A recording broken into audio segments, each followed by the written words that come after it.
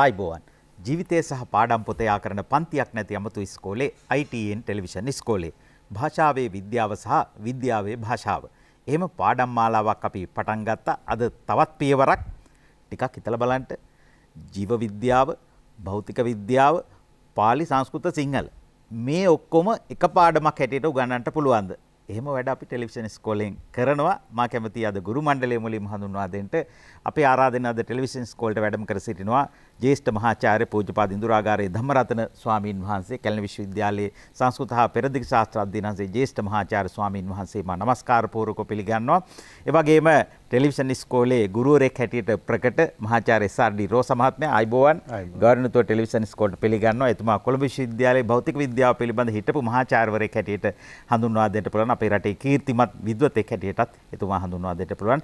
අපේ ප්‍රකට ජීව විද්‍යා ගුරුතුමා තිස් ජනනායක මහත්මයා ආයිබෝවන් ගෞරවනීය පිළිගන්න අතරේ අපේ ගෞරවනීය ස්වාමින් වහන්සේටම ආරාධනා කර සිටිනවා පාඩම පටන් ගන්නට. අද ඉතින් මේ භෞතික විද්‍යාව පිළිබඳ මහාචාර්යවරයෙකුත් ඉන්නවනේ. ජීව විද්‍යාවයි භෞතික විද්‍යාවයි දෙකම එක පාඩමක් හැටියට. කොහෙන්ද ඔය භෞතික කියන වචනේ ආවේ අපේ හැමදෙන්නේ? ඔව් තිරුවන් සරණයි සියලු දෙනාටම. මම මේ වචන ගැන දැන් දින ගණනාවක් තිස්සේ අපි මේ ටෙලිවිෂන් ඉස්කෝලෙන් කතා කරනවා. අද තමයි අපිට මේ භෞතික විද්‍යාව සම්බන්ධයෙන් කතා කරන්න හම්බ වෙන පළවෙනි දවස. භෞතික කියලා කියන වචනේ ගත්තාම භෞතික කියන වචනේත් එක්ක තව වචන ගණනාවක් අපිට මතක් වෙනවා. අදි භෞතික, අති භෞතික, පාරභෞතික. ඔය වගේ භෞතික කියන වචනේත් එක්ක හැදෙන වචන ගොන්නක් තියෙනවා. මෙතනදී ආරම්භයේදීම කියන්න ඕනේ ආචාර්ය හසන්ත හෙට්ටිආරච්චි මහත්තයා මම භෞතික විද්‍යාව දන්නේ නැහැ. ඒ වගේම ජීව විද්‍යාව දන්නෙත් නැහැ. දන්නේ නැහැ කියලා කියන්නේ ඔය උගන්නන විෂය ධාරාවේ විෂය නිර්දේශ ප්‍රකාරව උගන්නන කොටස දන්නේ නැහැ. එතකොට ඒ විෂය නිර්දේශයේ උගන්නන විදිහ දන්නේ නැති වුණාට මේ වචන කිව්වහම වචනවල තියෙන තේරුමක් තියෙනවනේ අපි කාටත් තේරෙන. ඒ වචනයෙහි සංස්කෘත මූලය තමයි මම විග්‍රහ කරන්නේ. ඒතර සමහර ලාවට සිද්ධ විය හැකි දේ තමයි වචනයේ තියෙන මූල රූපයේ අර්ථය මේ භාවිතාර්ථය නොවෙන්න පුළුවන්. ඒ භාවිතාර්ථය සහ මූල රූපයන් අතර වෙනස්කම් ඇති වෙන්න පුළුවන්. ඒක සාමාන්‍ය වාග් ව්‍යවහාරයේ ස්වභාවය. පටන් ගන්න එකක් පටන් ගන්න වචනේ තේරුම පස්සේ කාලෙකදී සපුරා වෙනස් වෙන්න පුළුවන්, ටිකක් වෙනස් වෙන්න පුළුවන්. ඒ වගේ. දැන් භෞතික කියලා කියන වචනේ හැදෙන එකේ මූලය තමයි භූත කියලා කියන එක. භූත කියලා කියන වචනයේ මූලය තමයි භූ කියලා කියන මූලය. දැන් සර් භෞතික විද්‍යාවේ සර්ලා උගන්වනකොට මෙහෙම සලකුණක් දානවනේ. ඒක කියන්නේ වර්ගමූල ලාංඡනය, වර්ගමූල සංකේතය. ඒ වර්ගමූල කේතය වාග් විද්‍යාවේදී ව්‍යාකරණයේදී භාවිත වෙනවා. මෙහෙම ඒක මෙහෙමම දාන්නේ නැහැ. හැබැයි මෙහෙම විතරක් පාවිච්චි වෙනවා. අපි ඒක පස් වෙලාවක ඇඳලම මේ පාවිච්චි කරමු. භූ කියලා එකට දානවා. මේ භූත කියලා කියන වචනේ. ඒතර භූ කියලා කියන්නේ ඇත්තම ගත්තොත් ඉංග්‍රීසියෙන් to be. ඒතර b අකුරයි e අකුරයි b කියලා කියන එකේ තේරුම මොකද්ද? B ඉන්නවා, තියනවා, වෙනවා, පවතිනවා කියලා කියන එකනේ B කියලා කියන්නේ. being.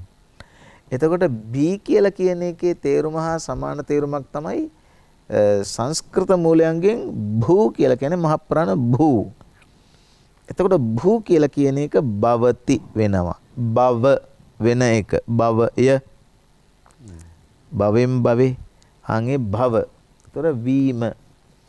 එතකොට මේ භව කියලා කියන එකේ අතීත කාල රූපේ තමයි භූත. භූත කියලා කියන්නේ වෙච්චි දෙයක්, වෙලා තියෙන දෙයක්, පවත්නා දෙයක්, හදපු දෙයක්, හැදුණු දෙයක් තමයි භූත කියලා කියන්නේ. අපේ තථාගත ලෝකස්වාමී බුදු පියාණන් වහන්සේ භූත හඳුන්වනවා පංච මහා භූත හැටියට. නමින්. එතකොට පඨවි, ආපෝ, තේජෝ, වායෝ, මනස් කියලා. දැන් මේකෙන් මේ හතර මහා භූත කියන වචනයකට ගත්තාම පඨවි ආපෝ තේජෝ වායෝ. එතකොට මේ වචනවල තේරුම ගත්තත් බලන්නකො සර් දැන් මේක තේරෙන විදිහ පඨවි කියලා කිව්ව ගමන් අපිට මොකද්ද මතක් වෙන්නේ? පෘථිවිය. හැබැයි පඨවි කියන්නේ පෘථිවියට නෙවෙයි. පඨවි කියන්නේ ඝනත්වය.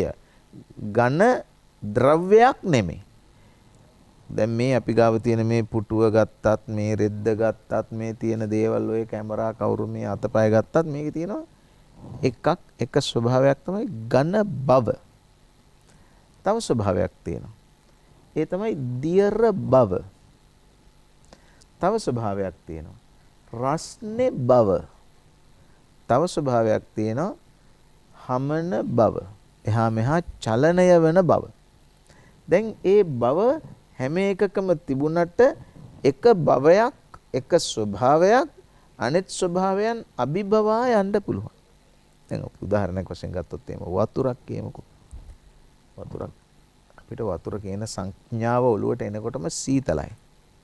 වතුර සාමාන්‍යයෙන් දාන්නේ අපි දානවනේ ගින්දරක් නිවන්න.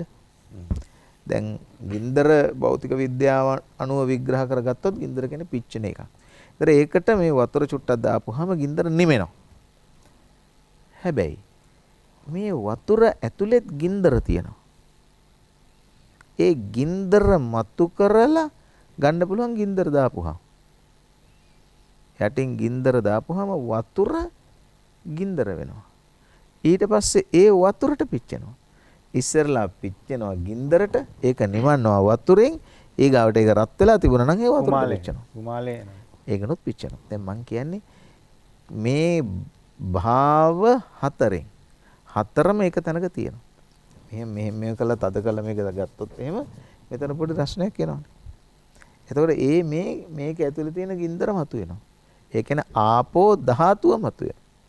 මේ හතර මහා භූත එතන ධාතු කියලා කියන වචනේ පාවිච්චි කරන්නේ මූල ස්වභාවයන්. ආන් එහෙම එන හැදෙන වචනයක් තමයි භූත කියලා කියන්නේ. ඒ භූත තියෙන එක තමයි භෞතික කියන්නේ. අපි ඒක මං හිතන්නේ දැන් දවස් 2ක් 3ක් විග්‍රහ කළා. එක කියලා ප්‍රත්‍යක් තියෙනවා. ඉතිහාස එක. ඒතර ඉතිහාසයට අයත් නම් ඓතිහාසික. පුරාණ එක. පුරාණයට අයත් නම් පෞරාණික. සමාජ එක. සමාජයට අයත් නම් සමාජික. භූත එක. භූතවලට අයත් නම් භෞතික. ඒ කියන්නේ ඉන්ද්‍රිය ගෝචරව ඉන්ද්‍රිය විසින් ග්‍රහණය කරගත හැකි යමක් වෙයිද ඒකට තමයි භෞතික කියලා කියන්නේ. ඉන්ද්‍රිය වලට ග්‍රහණය කරගන්න බැරි ඒවට තමයි කියන්නේ ආදි භෞතික, පාර භෞතික.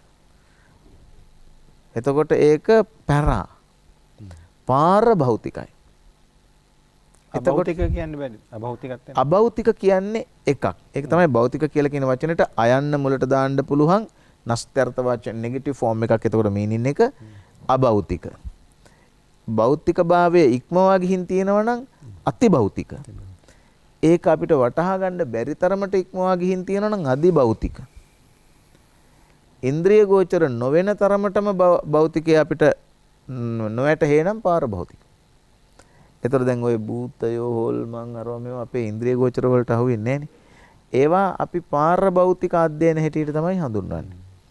සමහර වෙලාවට ආධ්‍යාත්මික සංකල්ප ওই වගේ දේවල්. එහෙනම් භෞතික කියලා කියන එකේ නූතන භෞතික කියන වචනයේ සිංහල භාෂාවට සංගත තේරුම ගත්තොත් එහෙම ඉන්ද්‍රිය ගෝචරව ඉන්ද්‍රයන්ට අල්ලන්න පුළුවන් ඉන්ද්‍රිය ගෝචර වන්නා වූ වස්තුන් තමයි භෞතිකය කියලා කියන්නේ.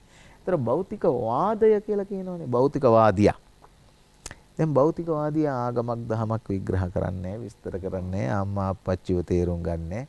ඉතින් ඒගොල්ලොන්ට අම්මා කියන්නේ ගැහැණු එකක්, නංගි කියන්නේ ගැහැණු එකක්. ඒ භෞතිකවාදියට මේ හැම එකක්ම අර රිණං කෘත්වා ග්‍රතම් පිබේත් කියලා සංස්කෘත කියමනක් තියෙනවා. ණය වෙලා හරි කණ්ඩ බොණ්ඩ තමයි ඕනේ. මේ හැම එකක්ම ඇඟවල් මිස ඇඟවල් හා බැඳුණු පාරභෞතික හෝ ආදි භෞතික හෝ ගුණයන් තියෙන්න විදිහක් නැහැ. ඒක තමයි භෞතිකවාදියාගේ සාමාන්‍ය ස්වභාවය. මලක් කියන්නේ පූජා කරන්න ඕන දෙයක් නෙවෙයි. ඒක නිකන් ඉතින් ගහක තවත් එක්තරා එකක්. ඒ භෞතිකවාදී කියලා කියන අදහසින් කියන. ඇත්තට භෞතිකවාදය කියන්නේ ඒකට නෙවෙයි. භෞතිකවාදය කියලා කියන්නේ මේ ඉන්ද්‍රිය ගෝචර භාවයේ සත්‍යය කියලා පිළිගැනීම. ඉන්ද්‍රිය ගෝචර භාවයේ සත්‍යය කියලා පිළිගන්නවාද නැද්ද කියලා කියන එක වෙනම කතාවක්. හැබැයි ඉන්ද්‍රියයන්ට ග්‍රහණය කරගත හැක්කේ ඉන්ද්‍රියයන්ට ග්‍රහණය කරගත හැකි දේ පමණි. එහෙත් ඉන්ද්‍රියයන්ට ග්‍රහණය කරගත නොහැකි දේ ඇතැයි පිළිගන්න හෝ නොපිළිගන්න එක හෝ විද්‍යාව විසින් කරන්න වැඩක්. ඒ හින්දා තමයි ඉන්ද්‍රියයන්ට අපි තාක්ෂණික ඥානය විසින් අතීන්ද්‍රිය යන්ත්‍රෝපකරණ නිෂ්පාදනය කරන්නේ. ඇහැට පේන්නේ පේන්න පුළුවන් දේවල්. ඇහැට පේන්නේ නැති දේ මට පේන්නේ නැතයි මා පිළිගන්නේ එක හරි. ඒත් ඇහැට පේන්නේ නැති දේ නැතයි කියා කියන්න මට බෑ. එතන මට කියන්න පුළුවන් මං දැක්කේ නෑ හෝ මට පේන්නේ නෑ. හැබැයි අපි කියනවා නම් කවුරු හරි කෙනෙක් නෑ එහෙම එකක් නෑ කියලා ඒක වැරදි. ඒතර නොපේන දේ පේන්න තමයි අතීන්ද්‍රිය සූක්ෂම කැමරා හදන්නේ. එතකොට ඊක්ෂණයක් හොඳට බැලීමක් තියෙනවා. එතකොට අනු ඊක්ෂණයක් එතන තියෙනවා. එතකොට අන්වීක්ෂණයක් එතන තියෙනවා. ඒ කියන්නේ නොපෙනෙන දේ බලන්න පුළුවන්කම තියෙනවා. ෆෝන් එකකින් ෆෝන් එකකට කෝල් එකක් එනකොට කෝල් එකේ පේන දෙයක් නැහැ. අල්ලන්න පුළුවන් දෙයක්වත් නැහැ. හැබැයි එනවා. එතකොට අපිට නොපෙනෙන ඒ සූක්ෂම තරංග ඒ සූක්ෂම තරංගය නොපෙනෙන හේයින් නැතයි කියන්න බෑ. නැතයි කියන්න නොහැක්කේ පෙනෙන්නේ නැතයි කියා විතරක් කියන්න පුළුවන්කම තියෙන නිසා. ඒ හින්දා විද්‍යාව හා තාක්ෂණය විසින් අතීන්ද්‍රිය අවයවයන් ඉන්ද්‍රිය අවයවයන්ගේ අතීන්ද්‍රිය ශක්්‍යතාවට නිර්මාණයන් තාක්ෂණිකව නිර්මාණය කරලා තියෙනවා. එතකොට තමයි අර අභෞතිකය භෞතිකයක්සේ දකින්න පුළුවන්කම ලැබෙන්නේ. පේනවනේ භෞතික කියන වචනේ ගිය දුරක් වෙනම පාඩමක් කරන්නට පුළුවන් භෞතික කියන වචනය පාදක කරගෙන. මහාචාර්යතුමනි ඔබතුමා ඔය උගන්වන භෞතික විද්‍යාව කියන විෂය කලකට පෙර පාඨශාලාවල ඒ කාලේ කිව්වේ පාසල් නෙවෙයි පාඨශාලාවල ඉගෙනුවේ ඉංග්‍රීසියෙන් තමයි ඉස්සර උගන්වලා තියෙන්නේ. පෙළ පොත් පවා ඉංග්‍රීසියෙන් තමයි තිබිලා තියෙන්නේ ෆිසික්ස් විෂය. මම හිතා වෙනනම් තියෙන්නත් ඇති. හැබැයි මේවා සිංහලෙන් උගන්වන්නට ඕන වුණා. එතකොට වචන ඕනනේ. වචන හදන්න ඕන වුණා. ඉතින් වචන හැදිච්ච විදිහ තමයි අපේ ගෞරවනීය ස්වාමින් වහන්සේ පැහැදිලි කළේ. ලොකු පිළිසරණක් වුණේ ওই පාලි සංස්කෘත භාෂාවන්. සිංහල වචනක් තියෙනවා. එහෙම වචන හදාගෙන තමයි අද පොත් අච්චු ගහගෙන භෞතික විද්‍යාව, ජීව විද්‍යාව උගන්වන්නේ. ඉතින් භෞතික විද්‍යාව පිළිබඳ මහාචාර්යවරයෙක් ඉන්නවනේ. අපි කතා කරන්නේ භාෂාවේ විද්‍යාව සහ විද්‍යාවේ භාෂාව. මහාචාර්යතුමා. අපගේ අතිගෞරව ඉන්ද්‍රාගාරේ හාමුදුරන්ගෙන් අවසරයි. ඒ වගේම ආචාර්ය හසන්ත හෙට්ටිආරච්චි සහ අපේ තිස්ස ජනනායක ගුරුතුමාගෙන් අවසරයි. ඇත්තට මම මේ පාඩම් මාලාව දිගටම මේ බැලුවා. සමහරවිට මට වැඩ තිබ්බත් මම ඒ වැඩ අමතක කරලා මේ බොහොම සවන් දීගෙන හිටියේ. මොකද මේ ඇත්තට මම ගොඩක් ඉගෙන ගත්තා. දැන් මට හිතෙනවා මම දන්නේ නැහැ කියලා. ඇත්තට බෞද්ධ විද්‍යාව ඉගෙනුවට අවුරුදු 40 ගාණක් මට එදා හිතුණා මේ භෞතික විද්‍යාව පාඩමකුත් කරා නම් හොඳයි කියලා. හැබැයි ඉතින් මම හසන්තට කිව්වේ නැහැ. හසන්ත මට කතා කරලා කියනකම් මං හිටියා. ඉතින් ඇත්තටම දැන් උන්වහන්සේ මෙතන මේ අපේ හාමුදුරුවෝ මේක විස්තර කරනකොට මට ඇත්තටම ඉතාම විශාල සතුටක් ඇති වෙන්නේ. මොකද අපි දැන් මේ වචන භාවිතා කරාට අපි අර නිකම් භාවිතා කරනවා. දැන් අපේ ඇඟේ ඒවා තියෙනවා. අපි දැන් පුරුද්දට මේවා භාවිතා කරනවා. ළමයින්ටත් අපි උගන්වනවා. නමුත් මේවල මූලයට ගැඹුරට මේක හැදුනේ කොහොමද කියන එක ඇත්තටම ඒක දැනගත්තාම මම හිතන්නේ මේ විෂයන් තවත් ඒකාලෝක වෙනවා කියන එක තමයි මගේ හැඟීම. මොකද මේක අහන් ඉන්න දරුවන්ටත් ඔය උසස් පෙළ හරි සාමාන්‍ය පෙළ දරුවන්ටත් අපි වචන දුන්නට මදි මං හිතන්නේ. අපි මෙච්චර කාලේ ඒක කරේ නැති එකත් ඇත්තටම ලොකු අවුලක් කියලා මට හිතෙන. දැන්වත් අපි මේක පටන් ගත්ත එක ඉතාම මම ඔබතුමාට සහ මේ අනිත් ගුරු තේරමන්ට මම ස්තුතිවන්ත වෙනවා. ඉතින් ඇත්තටම අපේ ගරු හාමුදුරුවෝ ඇත්තටම මේක භෞතික විද්‍යාව කියන එක අද තමයි මම ඉගෙන ගත්තේ ඇත්තටම.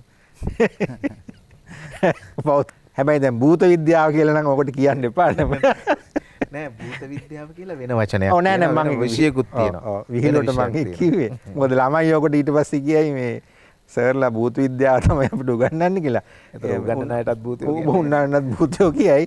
නමුත් මේ ඇත්තට අපේ හාමුදුරුවෝ විග්‍රහ කරේ ඒක ඒ අර්ථයෙන් නෙමෙයි භූත කියන්නේ. ඇත්තට උන්වහන්සේ කියපේක ඇත්තටම හරි. මොකද භෞතික විද්‍යාව පදනම් වෙන්නේ ඇත්තටම මේ ලෝකේ අපි ඇත්තටම පරිශනාත්මක කරුණු මතයි. එතන භෞතික විද්‍යාවේ ප්‍රධාන මූලය තමයි අපි මේ අපේ ඉන්ද්‍රිය ගෝචර දේවල් සමහරට අපි එක එක දේවල් හදා ගන්නවා. දැන් උෂ්ණත්මානයක් අපි හදා ගන්නවා. උෂ්ණත්වය කියවන්නේ. ඇතර උෂ්ණත්වය අපිට දැනෙනවා. දැනුණාට ඒක හරි නෑ. මොකද සමහරලාට යකඩයක් ඇල්ලුවාම අපිට සීතල දැනෙන්නේ. ඒක වෙනම කතාවක්. ඒතර උෂ්ණත්වය අපි මනින්නේ උෂ්ණත්වය හා තාපය නිසා මොකක් හරි සිදුවෙන වෙනසක් තමයි මනින්නේ. ඒතර අපි උෂ්ණත්වමානයක් රසදිය උෂ්ණත්වමානයක් දැම්මාම ඒ තාපයට රසදිය ප්‍රසාරණය වෙනවා. නැත්නම් දික් වෙනවා. ඒතර අපි කියනවා දැන් මෙතන මේ තාපය තියෙනවා. ඒතර ඒක තමයි අපි ක්‍රමාංකණය කරලා. ඒතර ඒ වගේ භෞතික විද්‍යාවේ හැම දෙයක්ම අපි නොදන්න. දැන් විද්‍යුතය ඇතුළේ කරන්ට් එක අපිට පේන්නේ නැහැ. විද්‍යුතයක් අපිට පේන්නේ නැහැ. නමුත් විද්‍යුතය වෙන විදියකින් අපිට ඉන්ද්‍රිය ගෝචර වෙන පරිදි අපි මේක හදා ගන්නවා බලන්න. එතකොට භෞතික විද්‍යාව පුරාම තියෙන්නේ ඇත්තටම බැලුවොත් එහෙම අර අපිට සමාන නොපෙනෙන දෙයක්, නොදන්නා දෙයක් අපි ඉන්ද්‍රිය ගෝචර වෙන විදිහකට යම්කිසි මෙවලමක් හෝ උපකරණයක් දාලා ඒක වෙනස් කරගන්නවා අපිට දැනෙන විදිහට. ඉතින් ඒක නිසා මම හිතන්නේ ඒ අර්ථයෙන් ගත්තාම භෞතික කියන වචනේ ඇත්තටම ඊටාම සුදුසුයි මේ විද්‍යාවට. හැබැයි දැන් මෙතන තා ප්‍රශ්නයක් තියෙනවා මම ගොඩක් වෙලාවට මේ කියන දෙයක් තමයි භෞතික විද්‍යාවයි භෞතිය විද්‍යාවයි කියන්නේ දෙකක් ඇත්තට. දැන් ගොඩක් වෙලාවට අපේ විශ්වවිද්‍යාලවල අපි දන්නවා අපි දින භෞතිය විද්‍යාව තමයි අපි ළමයි ජෛව විද්‍යාවට යනවා එහෙම නැත්නම් භෞතිය විද්‍යාවට යනවා. ඒතර අපේ පීඨ තියෙන්නේ එහෙමයි. සමහරලාට ගොඩක් වෙලාවට වැරදියට කියනවා ආන් අරය භෞතික විද්‍යා උපාධියක් තියෙන්නේ කියලා. දැන් භෞතිය විද්‍යා පීඨේ තමයි තියෙන්නේ. භෞතිය විද්‍යාව කියන්නේ ෆිසිකල් සයන්සස්. එතකොට ෆිසිකල් සයන්සස් කියන එකයි ෆිසික්ස් කියන එකේ එහෙම කෙලින්ම සම්බන්ධයක් මට පේන්නේ නැහැ. නමුත් අපි භෞතිය විද්‍යාව කියලා අපි මේ ෆැකල්ටියට එහෙම නැත්නම් පීඨේ හඳුන්වන්නේ භෞතිය විද්‍යාව කියලා. නමුත් ඒකේ විෂයක් තමයි භෞතික විද්‍යාව. ඒතකොට භෞතික විද්‍යාව පීඨේ භෞතික විද්‍යාව තියෙනවා, ජීව විද්‍යාව තියෙනවා, රසායන විද්‍යාව සහ වෙනත් දේවල් තියෙනවා. ඉතින් මං හිතන්නේ අපි හොඳ ආරම්භයක් ගත්තා. මම හිතන්නේ අපි මේ වචන එක දැන් අපිට තියෙන වචන දැන් අපි කියමු වේගය, ප්‍රවේගය, තුවරණය, විස්ථාපනය. ඕවා අපි භාවිතා කරන වචන භෞතික විද්‍යාවේ ඒ වගේ තාම වචන තියෙනවා. නමුත් අර ජීව විද්‍යාව තරම්ම නිකන් අර කට උලුක් වෙන වචන මේ භෞතික විද්‍යාවේ අඩුයි. ඒක ජීව විද්‍යාව අපි ජීවිකාව වගේ. ඔව් ජීව විද්‍යාව අතර නමුත් භෞතික විද්‍යාව වචන අර තරම්ම මේ ගැඹුරටම නෑ. නමුත් ඒකෙත් ගැඹුරක් ගොඩාක් තියෙනවා. ඉතින් අපි අද උන්වහන්සේගෙන්ම මේවා අපි ඉගෙන ගමු. අපි ඉගෙන ගමු මේ වචනවල තියෙන ගැඹුර. ඇත්තටම අපි දැන් මේ කතා අපි අනුකලනය කියනවා, කලනය කියනවා. ඔය වචන ආපෑදී අපි දන්නෙත් නෑ. ඉතින් ඒක නිසා මම හිතන්නේ මේක ඉතා සුවිශේෂී පාඩමක් වෙයි, පාඩම් මාලාවක් වෙයි. කීපයක් හෝ දෙකක් හෝ ඊට වැඩි ගණනක් අපිට මේ මුළු විෂය සංකලනයම ජීව විද්‍යාව, භෞතික විද්‍යාව, රසායන විද්‍යාවත් මම හිතන්නේ කරන්න ඕන. මේ සේරම එකතු කරලා අපි මේ වලට තේරුමක් දුන්නොත් අපේ ශිෂ්‍ය ශිෂ්‍යාවන් ගොඩාක් කැමති වෙයි කියලා මට හිතෙනවා. මොකද අපි මේ වගේ දෙයක් කැම්පස් එකේවත් උගන්වලා නැහැ. හාමුදුරුවනේ. අපි ඉතින් ගිහිල්ලා ඔය වචන භාවිතා කරලා උගන්වනවා. අපි හිතන ළමයි තේරෙනවා කියලා. අපි දන්නෙත් නැහැ ළමයින්ට තේරෙනවා කියලා. නමුත් මේ වචනයක මූලය, ආරම්භය, පදනම ළමයි දැනගත්තොත් ළමයි දන්නවා මේ වචනේ භාවිතා කරලා තියෙන්නේ මේකට. එතකොට ආයේ ඒක මතක තියාගන්න ඕනේ නෑ අමාරුවෙන්, ආයාසයෙන්. නිකම්ම මතක හිටනවා. ඉතින් අපි ඉස්සරහට මේ වචන පිළිබඳ උන්වහන්සේගෙන් තේරුම දැනගන්න ආසාවෙන් බලන් ඉන්නවා. මේ එක එක වචන අරගෙන අපි ඒවල යටි අරුත අවබෝධයේ පිණිස ඊටා වැදගත් විභාගෙට පිළිතුරු ලියද්දිත් පහසු වෙනවා. මේ අර්ථය දැනගෙන හිටියාම වඩාත් පහසු වෙනවා. වැඩි ලකුණක් ලබා ගන්නට පුළුවන්. හොඳයි. මට අවසර දෙන්න පාලක මැදිරියන්ට පාලක මැදිරිය මගින් නිකුත් කරන පණිවිඩ කීපයක් සඳහා.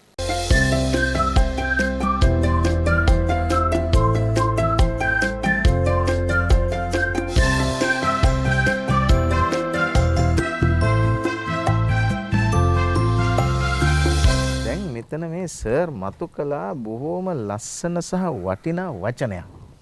අපි ඒ හරහා යමු භෞතික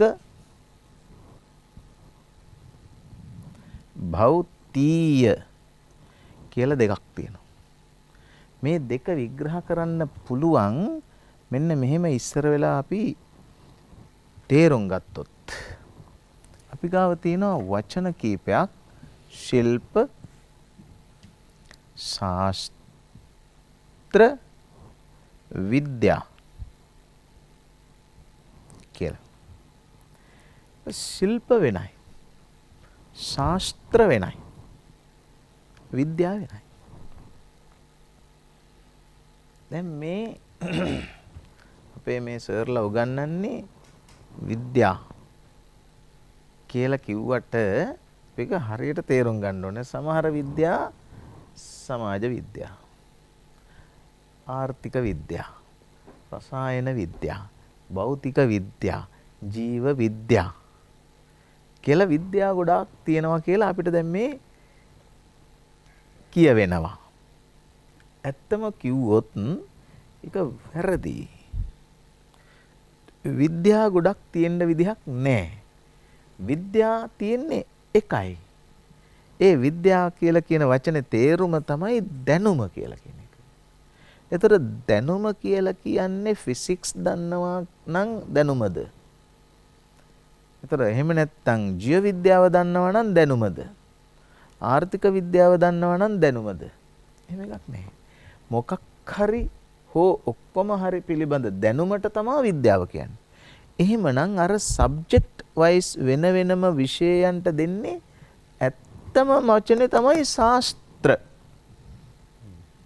දැන් ඉන්දියාවේ ගත්තොත් එහෙම අර්ථ ශාස්ත්‍ර කියලා උගන්වන්නේ. ආර්ථික විද්‍යාව කියලා උගන්වන්නේ. ඉන්දියානු විශ්වවිද්‍යාලයවල තියෙන රසායන ශාස්ත්‍ර අංශ, ජීව ශාස්ත්‍ර අංශ, භෞතික ශාස්ත්‍ර අංශ, හින්දියෙන් හරි සංස්කෘත මූලයකින් හරි එන වචන. ඒවා ඇත්තටම ශාස්ත්‍ර. ශිල්ප කියන්නේ පුහුණු කරන්න ඕන දේවල්. ශාස්ත්‍ර කියලා කියන්නේ ඩේටා වශයෙන්, දත්ත වශයෙන් මස්තිෂ්කයට කවන්න ඕන දේවල්. විද්‍යාව කියන්නේ ඒ දෙකෙන්ම ලැබෙන පෝෂණයට. එතකොට දැන් මම මේක ගැන මීට වඩා කරුණු පැහැදිලි කරන්නේ නැත්තේ කාල වේලාව ගෙවෙන නිසා. ඒක නිසා අපි විෂයන්ගේ නාමකරණය කිරීමේදී වැරද්දක් වෙලා තියෙන බව පේනවා. ඒ වැරද්ද තමයි අපි විද්‍යා නමින් හඳුන්වනු ලබනවා ශාස්ත්‍රවලට. එහෙනම් සබ්ජෙක්ට් එකක් කියලා කියන්නේ ශාස්ත්‍රයක්. දැන් මානව ශාස්ත්‍ර කියලා නම් අපේ විශ්වවිද්‍යාවවල තියෙනවා. දැන් පීඨයකුත් තියෙනවා මානව ශාස්ත්‍ර පීඨේ. ඒ මානව ශාස්ත්‍ර කියන වචනේ ඇත්තටම වැරදි. දැන් ජීව විද්‍යාව සහ භෞතික විද්‍යාව මානව ශාස්ත්‍ර නෙමෙයිද එතකොට? ඒ මානවයන්ගේ ශාස්ත්‍රය. එහෙනම් ඒක වැරදි ඒ වචන.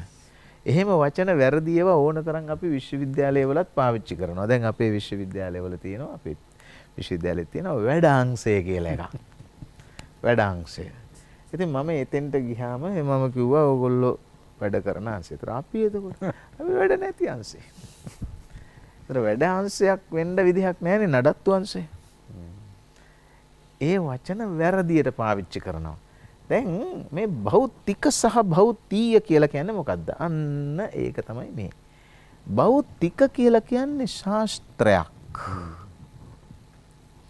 එහෙම ශාස්ත්‍ර ගොඩාක් එක්කහුව වෙච්චහම ඒක භෞතියයි. දැන් sociology, social sciences කියන දෙක. social sciences කියලා කියන්නේ සමාජීය විද්‍යා. sociology කියන්නේ සමාජ විද්‍යාව. එතකොට සමාජ විද්‍යා කියලා කියන මේ වචනේ වැරදි. නමුත් අපි මේක පාවිච්චි කරමු දැනට. සමාජ විද්‍යා කියලා අපි දැනට පාවිච්චි කරන්නේ සබ්ජෙක්ට් එකකට. හැබැයි සමාජ විද්‍යාව, ආර්ථික විද්‍යාව, භූගෝල විද්‍යාව, දේශපාලන විද්‍යාව, පුරා විද්‍යාව, ඉතිහාසය ඔක්කොම උගන්වන එකට කියන්නේ ඒ විෂය ධාරාවට කියන්නේ සමාජීය විද්‍යාව. එතන මොකද්ද මෙතන පැහැදිලි වෙන්නේ? ඊය කියලා එකක් මෙතන තියෙනවා. ඊය කියලා කියන්නේ ප්‍රත්‍යක්. ඒතර ඊය කියන ප්‍රත්‍යය දැම්මොත් ඒක ශාස්ත්‍ර ගණනාවක පොදු නාමයක්. එක කියලා නම දැම්මොත් ඒක එක ශාස්ත්‍රයක නමක්. ආර්ථික, භෞතික. ඒතර එක කියලා දැම්මොත් සාමාන්‍යයෙන් ඒකේ එක කියන ප්‍රත්‍යය වලට කියන්නේ suffixes. එතකොට ඒ සෆික්ස් එක කියලා. එහෙම සෆික්සස් ඉංග්‍රීසිත් තියෙනවනේ. දැන් able countable, uncountable, capable. එතකොට අන්න ඒ වගේ able කියලා කියන ඒ වගේ ඒවා සෆික්සස්. එතන මේ භෞතික කියන තැන එක කියන්නේ එක ශාස්ත්‍රයකට දාන නමක්. දාන ප්‍රත්‍යක්. ඊය කියන්නේ ශාස්ත්‍ර ගණනාවකට දාන ප්‍රත්‍යක්. ඊළඟ කාරණාව විතරක් මම කියන්නම්. මේවා දැන් අපි වචන පාවිච්චි කරනකොටත් ඇත්තටම හඬ හරියටම පාවිච්චි කරන එක හොඳයි වැරදියට පාවිච්චි කරනවට වඩා. දැන් මේ භෞතික නෙමෙයි. හඬේ හැටියට මේක භෞතික නෙමෙයි. මේක භෞතික. භෞ. දැන් අපි කියන්නේ ඇත්තම කිව්වොත් එහෙම කියන්නේ මෙන්න මෙහෙම. මේක තමයි භෞතික. භෞතික. මේක භෞතික. ගොඩාක් අමාරුවෙන් කියන්න ඕනේ. ඉන්දියාවේ පොඩි ළමයාත් මේ බව් යන්න පැහැදිලිව වෙනස් කරලා මේ බව් යන්න පැහැදිලිව වෙනස් කරලා කියන්නේ. පොඩි ළමයා භව්. ඒ කියන්නේ මේ භෞතික කියන්නේ B A U. මේ භෞතික කියන්නේ B H A U. එතකොට මේ H වලට සාධාරණයක් තියෙන්න බෑ. ඒ H හඬ එන්නේ ඝර්ෂණය වන්නා වූ වාතය මුඛාන්තරයෙන් එළියට එනකොට. මේ වාතය ඒක අපේ තිස්ස ජනනායක සර් පැහැදිලි කරයි. මේ ස්රෝතාශ්‍රිත තියෙන වාතයක්. ඒ වාතය මේ අන්න ස්රෝතය කියලා කියන්නේ අන්න කියන්නේ ආහාරවලට ස්රෝතය කියලා මෙහෙම ගමන් කරන එකට මේ අන්න ස්රෝතය හරහා මේ උදරගත වාතය එළියට එනවා. එළියට ඇවිදින්න මේ උච්චාරණ අවයව පද්ධතිය ආශ්‍රයෙන් මේ හරියදී ඝර්ෂණය වෙනවා. ගැටෙනවා. ගැටීමෙන් එළියට එනවා හඬක්. ඒ හඬේ එනවා H හඬක්.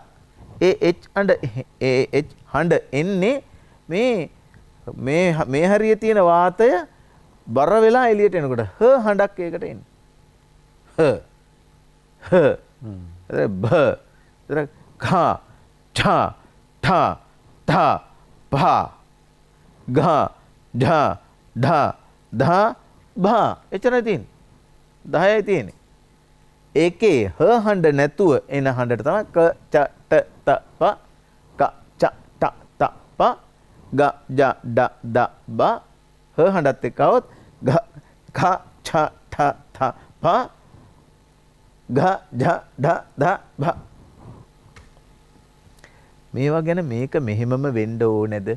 ඒක එච්චර සද්ද කරලා කියන්න ඕනේද කියලා කියන එක ප්‍රශ්න කරනවා නම් යම්කිසි කෙනෙකුට ගැටලුවක් නැහැ. ඒක ප්‍රශ්න කරලා. හැබැයි ඉංග්‍රීසියේදී අප්සෙට් එකට උප්සෙට් කියලා කිව්වොත් මොකද වෙන්නේ? ලියන්නේ UPSET නම් ඒක උප්සෙට් නේ. ඉතින් ඒක කවුරු හරි කෙනෙක් අප්සෙට් කියලා ලියලා කියනකොට උප්සෙට් කිව්වොත් ඒක හරි අප්සෙට් එකක්. ඒකත් අප්සෙට්. ඒක අප්සෙට්. එතකොට ඒ වගේ දේවල් වලට එච්චර අප්සෙට් නම් මේ වගේ දේවල් වල ඒ විදිහට කියද්දි මටත් පොඩ්ඩක් අප්සෙට්. ඒ ඔබ වාසේ දන්න නිසා. තිස්ස ජනනායක මහත්තයා අපේ ගෞරවනීය ස්වාමින් වහන්සේ ඒ වගේම අපේ මහාචාර්යතුමා ඇතුළු හසන්ත මහත්මයාගෙන් අවසරයි. දැන් මේ අද මම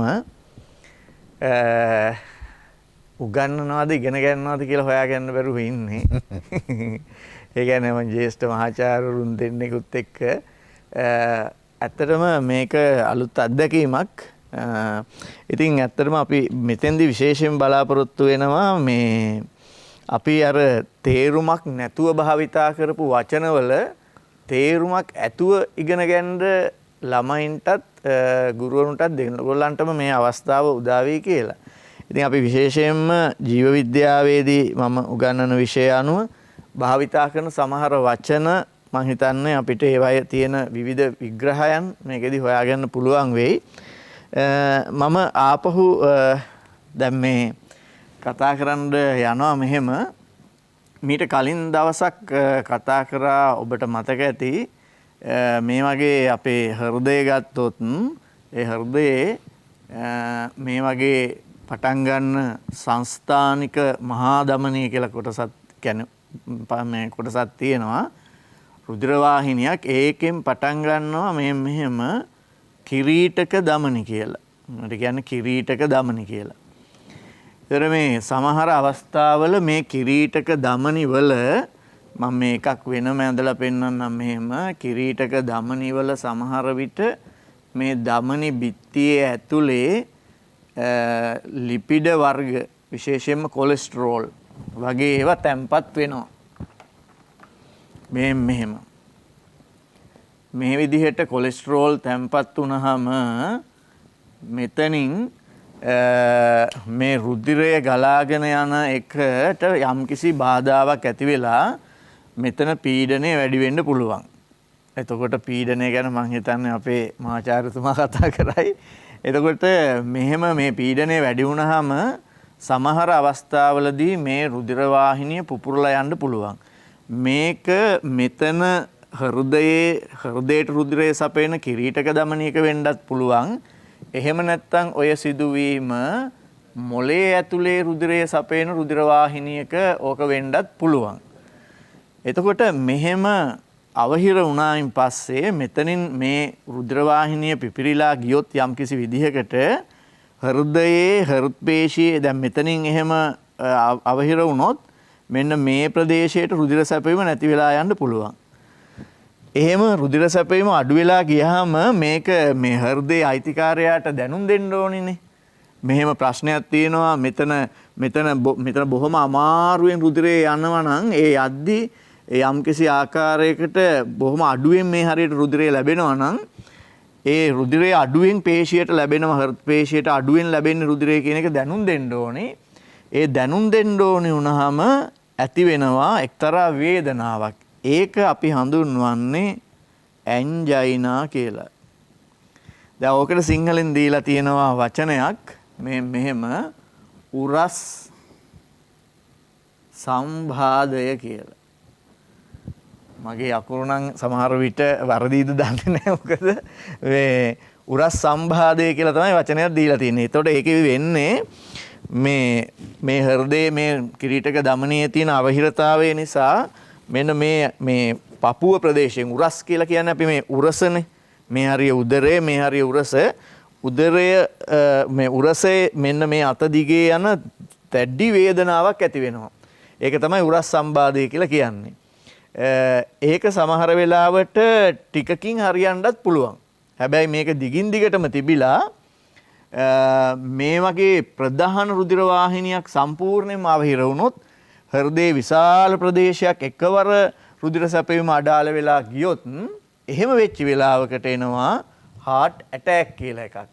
ඒකට සිංහල වචනේ දීලා තියෙන්නේ මෙහෙම හෘත් අකරණීය කියලා. හෘත් අකරණීය කියලා. ඉතින් එතකොට මේ වචන අපි භාවිතා කරනවා මේ විෂය මූලිකව ඉගැන්වීමේදී උරස්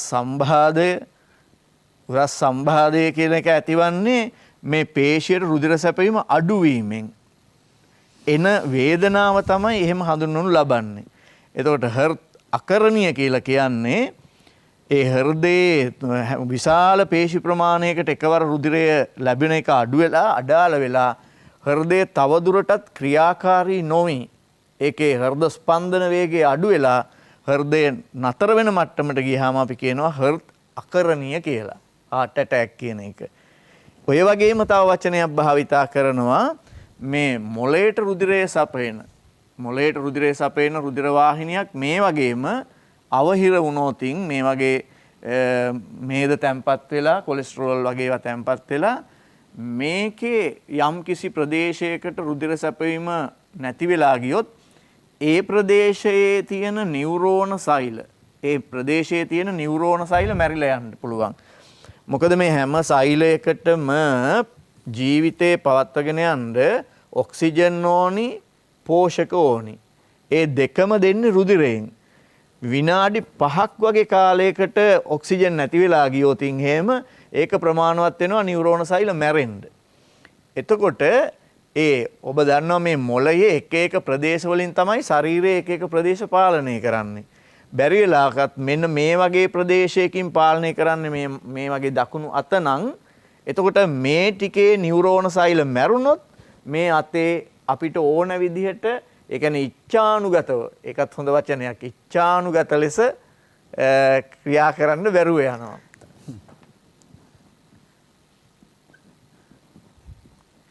ඉච්ඡානුගත ලෙස ඒ කියන්නේ මට ඕන විදිහට අත ක්‍රියාත්මක කරන්න බැරි වෙලා ගිහින් අත මෙහෙම පණ නැති වෙනවා. දැන් මම හිතනවා මගේ අත උස්සනවා දැන් සිතුවිලි වලින්. නමුත් මේ අත උස්සන්න ඕනි කරන්න මොලේ ඉඳන් ආවේගයක් එන්න ඕනිනේ. ඒ ආවේගයේ එන කොටස මොනවා වෙලාද? සෛල ටික මැරිලා නම් මම හිතුවට ඒක ක්‍රියාත්මක කරන්න බැරි වෙනවා. අන්න එහෙම වුණාම අපි කියනවා මේක පණ නැතුව ගිහින් කියලා. ඒකට දාලා තියෙන වචනය තමයි ස්ට්‍රෝක් කියන එක ඉංග්‍රීසියෙන්. සිංහලෙන් අපි උගන්වන්නේ ආඝාතය කියලා. ඒ කියන්නේ මෙන්න මේ තියෙන අවහිරතාවය නිසා මේ නියුරෝන සෛල මේ ටිකේ මැරිලා ගියාම ඒ මියගිය හේතුව නිසා මේ ප්‍රදේශයෙන් පාලනය කරපු ශරීර අවයවයේ පණ නැතුව යනවා. ඒ කියන්නේ පණ නැතුව යනවා කියලා කියන්නේ ඒක මේ සෛල ටික මැරෙනවා කියන එක නෙමෙයි. පණ නැහැ කියන්නේ අපේ ඉච්ඡානුගත වේක ක්‍රියාත්මක කරන්න බැරුව යනවා. ඉතින් එතකොට ඔන්න ඔය වචන ගොඩාක් මම මේ එක විෂය කරුණු සමූහයකට අදාළව මේ ගත්තේ. උරස් සම්භාදය කියලා වචනයක් පාවිච්චි කරනවා. හර්ත් අකරණීය කියලා වචනයක් භාවිතා කරනවා. ආඝාතය කියලා වචනයක් භාවිතා කරනවා. ඉච්ඡානුගත කියලා තියෙනවා. තව වචනයක් මේකෙම තියෙනවා අනිච්ඡානුගත කියලා. ඉතින් ඔය වචන මං හිතනවා අපි නිකන් තමයි භාවිතා කරන්නේ. තේරුමක් නම් දන්නේ නැතුව. ඉතින් අපි හාමුදුරනේ අපි හරි කැමති ඒකේ තේරුම් ටික දලා ගන්න පුළුවන් නම් අපේ ස්වාමීන් වහන්සේ තමයි වැඩි මොකද අපි දෙන්නම දාන්නේ ඔබතුමා වචන ටික මේක මේ වැඩසටහන් අපි රූපවාහිනී වල ඕන තරම් කරනවා. මෙහෙත් අපි ඕන තරම් රූපවාහිනී වැඩසටහන් කරනවා ස්වාධීන රූපවාහිනී සේවයට අදාළව. හැබැයි මේ ITN ටෙලිවිෂන් ඉස්කෝලේ හරි අමුතුයි. නැගිටිනවා, ඇවිදිනවා, වාඩි වෙනවා. අනිත් එක හරිම මේ ඉන්ටරෙස්ටිං කියලා සිංහලෙන් කියන්නේ. රසවත්. බොහොම රසවත්. දැන් මේ වචන ගණනාවක් එක්කම මං අමතක වෙන්න කලින් මේකට කියාපු තව වචනයක් විතරක් වෙනම අරගන්නම්. මේ කොටස වෙන් කරගත්තාම ලේසි. අපේ තිස්ස ජනනායක සර් කිව්වා වාහිනී මේ තියෙන්නේ රුධිර වාහිනී. දැන් වාහිනී කියලා කියන්නේ මොකක්ද? මං අර ඉස්සර වෙලාම කිව්වා රූපවාහිනී තියෙනවානේ. ඔව් වාහිනී තියෙනවනේ. මං ඉස්සරලාම කිව්වා මෙන්න මෙහෙම ලාංඡනයක් ගැන. වර්ගමූල ලාංඡනය. මේක මෙහෙටම එනවා වර්ගමූලයේ ලියද්දි. මේ වර්ගමූල ලාංඡනය දාන්නෙම වචනවල වර්ගමූලය හොයලා. වර්ගමූලය කියලා එකක් නැහැ. වර්ගමූලයෙන් විහිදිච්ච ඒවා තමයි ගණිතයේ තියෙන්නේ. මං හිතන්නේ අපිට ගණිතයත් පස්සේ කතා කරන්න වෙයි. ඒ වර්ගමූලයෙහි හැම වර්ගයකම මූලය හොයාගත්තාම මේකට තමයි මේ කියන්නේ මේකට කියන්නේ ඇත්තට මේ වචනේ දාන්නේ ධාතු කියලා කියන වලට. ධාතු කියලා කියන්නේ රූට්ස් වලට. රූට් කියලා කියන්නේ ඉතින් මුල්නේ. එතකොට මෙන්න මෙහෙම වයන්න අල් හයන්න කියලා ධාතුවක් තියෙනවා. ඒවා කතා කරන ඒවා නෙවෙයි. ඒවයින් පස්සේ විකසනය වෙලා ගිහිල්ලා තමයි කතා කරන දේවල් අනිත් ඒවා තියෙන්නේ. දැන් මේ වහ කියලා කියන වචනයෙන් හැදෙනවා ආඛ්‍යාත පදයක් සංස්කෘතේ වහති කියලා. වහති කියලා කියන්නේ උස්සගෙන යනවා කියලා කියන එකයි. වහති කියන්නේ ගෙනියනවා, උස්සගෙන යනවා කියලා කියන එකයි. ඒ වහති කියලා කියන වචනය හා සමානව ඒකෙන් හැදෙන වචන මෙන්න මේ ටික බලන්න. වහනය. එතකොට අප වහනය. එතකොට වාහනය ඊගාවට වාහිනිය ඊළඟට වාහකය. දැන් මේ ඔක්කොම ගෙනියනවා කියන අර්ථයෙන් නේ තියෙන්නේ. වහණය වෙනවා. එළියට. සුවඳ ගන්ධක් සුවඳක් වහණය වෙනවා. රුධිරේ වහණය වෙනවත්. එතකොට රුධිරය වහණය වෙනවා. ඒ කියන්නේ තැනකින් තව තැනකට යනවා. to move to and fro. තැනකින් තව තැනකට චලනය වීමෙන් ගමන් කරනවා. ඇත්තට චලනය වෙනවා නෙමෙයි ගමන් කරනවා කියන එක තමයි මේ වහන කියන වචනෙන් කියන්නේ.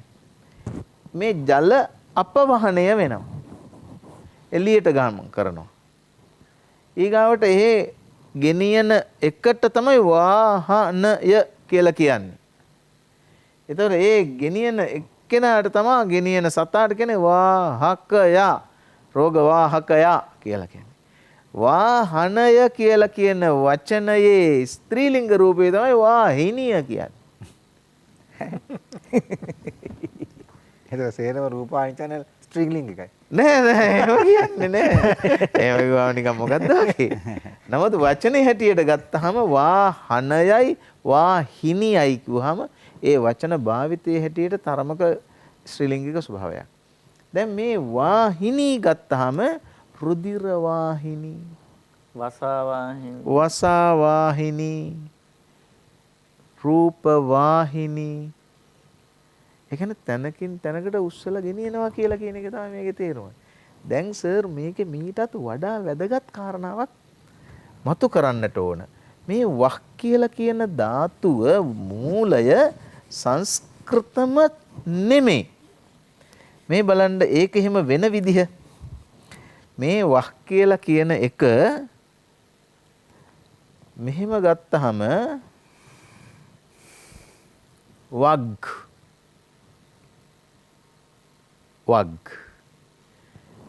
දැන් වගන් වැගන් නෙවෙයි වාගන්. ජර්මන් භාෂාවෙන් මේකට කියන්නේ වාගන්. ජර්මන් භාෂාවෙන් මහ ජනතාවට කියන්නේ ෆෝක්ස් කියලා. ෆෝක්ස් මේක ව නෙමෙයි මේ ෆ. ෆෝක්ස් කියන්නේ මහ ජනතාවට, වාගන් කියන්නේ වාහනේට. මේක ෆෝක්ස් වාගන්. ෆොක්ස්වාගන් ඒ අපි ඉංග්‍රීසියට හැදිලා අපිට කියවෙනකොට ෆොක්ස් වැගන්. මේක ඇත්තටම මහජන වාහනේ. දැන් බලන්නකෝ වාගන් කියන්නේ වාහනයට ජර්මන් භාෂාවෙන් වාහනය කියලා සිංහලෙන් හා සංස්කෘතෙන් අපි කියන්නේ වාහනයට ඒකටමයි. ඒතර ඒ වාහන කියන වචනේ මේ මූලයයි ඒ මූලයයි දෙකම එකක්. Volkswagen මහජන වාහනය. එතකොට මේ වාගන් කියලා කියන වචනේත් එක තව වචනයක් එනවා. ඉස්සර කාලේ සර් මිනිස්සු හිතුවා දිව්‍ය ලෝකේ තියෙන්නේ උඩ කියලා. ඉස්සර නෙමෙයි දැනුත් හිතන් ඉන්නේ දිව්‍ය ලෝකේ තියෙන්නේ උඩ කියලානේ. යට තියෙන්නේ අපාය. යට තියෙන්නේ අපාය. ඉතින් අපි එහෙම හිතන් ඉන්නවා. යට කියන්නේ මේක දැන් රවුමක් කියලා අපිට උගන්වනවානේ මේ මහා පෘථුවිය. පෘථුවියේ කොයි යටද? පෘථුවියේ උඩ කියලා කිව්වහම දැන් උඩ පැන්නොත් බිම වැටෙනවනේ නේද? උඩ පැන්නොත් බිම වැටෙනවා නම් මේ පොළොව රවුම් නම් මෙහෙම නම් තියෙන්නේ. උඩ පැන්නොත් බිම වැටෙනවා නම් මෙහි ඉන්න අය යට පැන්නොත් උඩ වැටෙනවද? දකුණට පැන්නොත් වමට වැටෙනවා, වමට පැන්නොත් දකුණට වැටෙනවා. ඒක විග්‍රහ කරගන්න හින්දානේ ගුරුත්වාකර්ෂණය කියලා කියනවා මිසක් ඒකට උඩ පැන්නොත් බිම වැටෙනවා කියලා කියන්නේ නෑනේ. ඒක ගොඩක් ඔය පුංචි දරුවන්ට තියෙන ප්‍රශ්නයක්. ඔව් මටත් තිබුණා පොඩි කාලේ. උඩ පැන්නොත් බිම වැටෙන්නේ නෑ ගුරුත්වයට ඇදෙනවා. ඒක ඉතින් එච්චර ලොකුවට ලොකු ප්‍රශ්නකුත් නෙමෙයි සර්. දැන් දන්නවද? ලේනා උඩ ඉඳලත් අත්තේ මෙහෙම යනවා, යට ඉඳලත් අත්තේ මෙහෙම යනවා. එතකොට මේ වහ කියලා කියන වචනේ අර කියාපු ආකාශයේ තමයි දිව්‍ය ලෝකේ තියෙන්නේ කියලා හිතපු මිනිස්සු එකක් කල්පනා කළා. මැරුණට පස්සේ තාත්තලා අම්මලා ගිහින් උපදින්නේ දිව්‍ය ලෝකේ. එතකොට දිව්‍ය ලෝකයට යවන්න ඕනේ මොනවා හරි බඩු. යවන්න බැලුවා ගල ගහලා උඩට දැම්මා ඒකත් වැටෙනවා. කුරුල්ලෙකුගේ අතේ බැඳලා යවුවත් ඒත් වැටෙනවා. කොහොම ගෙනිච්චත් වැටෙනවනේ. ඒ මිනිස්සු හොයාගත්තා ගිහිල්ලා ආපහු නොඑන ගෙන යන්නේ වාහකෙක්. යනවත් විතරයි. එන්නේ. ඒ තමයි දුම. දුම උඩට ගියාට ආපහු එන්නේ. ඒ හින්දා මොකද කළේ? දුමට කතා කරලා කවි ලිව්වා, ස්තෝත්‍ර ලිව්වා. අපේ තාත්තා පාවිච්චි කරපු ඇඳ පුටු මේෂ වාගයක් තියෙනවා. ගිහින් දෙන්න පුළුවන්ද? එතකොට ගින්න කිව්වා චරචරස් ගාලා සද්දයක් ආවා. එයා කිව්වා කියලා අර ටික ඔක්කොම ගිනි දෙවියන්ට දෙනවා. දුන්නාම ගිනි දෙවියා මොකද කරන්නේ? අර කන්වර්ට් කරනවා කියලා සිංහලෙන් කියන්නේ. එහෙම බඩු ටික දුම බවට කන්වර්ට් කරලා ගෙනිච්චා. ගිහින් දුන්නලු. දැන් මරණයට පස්සෙත් පුච්චනගේ ඒ අර්ථයක් තියෙන්නේ. මරණයට පස්සේ පුච්චන එකේ තේරුමත් ඒකයි, ගිනි දෙවියා පිදීමේ තේරුමත් ඒකයි. ඒක හින්දා ගින්නට නමක් වැටුණා වහ් නී කියලා. අග්නී කියලා ගින්නට කියාපු එක වහ්නී කියලා නමක් දැම්මා. මේ ගෙන යන්නා නිසා. එතනින් පටන් ගත්ත ඒකත් එක්ක පටන් ගත්ත වචනයක් තමයි වහ් කියන ධාතුවෙන් හැදෙන වචන. ඒ වචන එකක් තමයි අපේ තිස්ස සර් කියාපු ඔය කියන වාහකය, වාහනය, රුධිර වහනය වීම. තැනින් තැනකට ගෙන යන එක. දැන් ඊගාවට අපි බලමු ඉච්ඡා අනුගත කියලා කියන එක. ඉච්ඡා කියලා කියන්නේ කැමැත්තට. ඒක දැන් හරියටම තේරුම් ගන්න එක එච්චර ලොකු අමාරුවක් නෙමෙයි. මගේ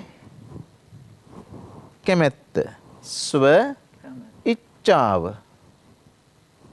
එතන මොකක්ද වෙන්නේ? ස්වේච්ඡා.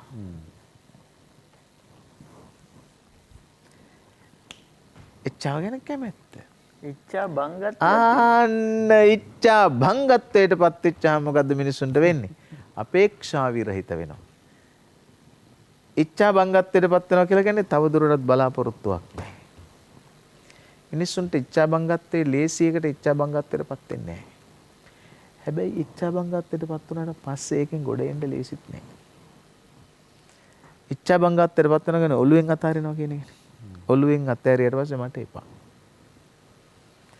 අන්තිම තප්පරේ දක්වාම උත්සාහ කරලා සියල්ලම ඔළුවෙන් අතෑරියාම මිනිසුන්ට නැති වෙන්නේ ජීවත් වීමේ ආශාව. ඒතර ඉච්ඡා බංගත්වයට පත් වෙනවා කියලා කියන්නේ මේ තමාගේ හිත ඇතුලේ තියෙන කැමැත්ත නැති වෙන. ඉච්ඡාවට අනුගත වෙච්චාම ඉච්ඡානුගත වෙනවා. ස්වේච්ඡාවෙන්ම ඉච්ඡාව අතෑරිච්චාම ඉච්ඡා බංගත්වයට පත් වෙනවා. ඒ අපේ හැමදෙරේ අපි ප්‍රේක්ෂකයන්ට කියමු ඉච්ඡා බංගත්වෙන් තොරව ඉන්ටේ කියලා. මොකද මේ පාඩමේ තව කොටසක් තියෙනවා. මම හිතන්නේ අපිට අවුරුද්දක් විතර කරන්න ඕනේ. සෑහෙන කාලයක් කරන්න පුළුවන්. මේ පාඩමේ ඉතිරි කොටසත් සමග අපි මුණ ගැහෙමු. ආයිබෝවන්.